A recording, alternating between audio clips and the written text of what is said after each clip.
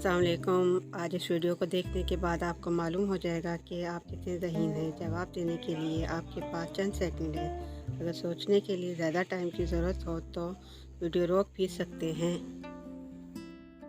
सवाल नंबर 1, वो कौन सी चीज़ है जिसे हम छू नहीं सकते, उठा नहीं सकते, लेकिन तोड़ सकते हैं?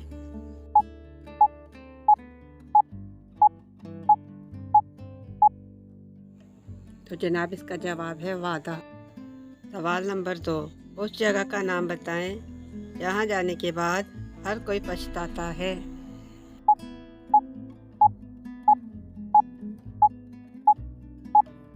तो जनाब इस सवाल का जवाब है कब्रिस्तान। सवाल नंबर 3, वो कौन सा परिंदा है जो जल भी जाए तो जिंदा रहता है?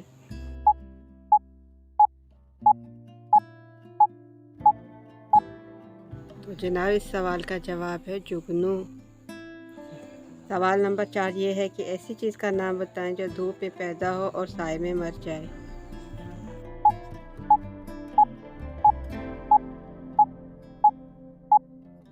तो जनाब इस सवाल का जवाब है पसीना। सवाल नंबर 5 ये है कि वो कौन सा जानवर है जिसके 9 दिमाग, 3 दिल और खून नीले रंग का होता है?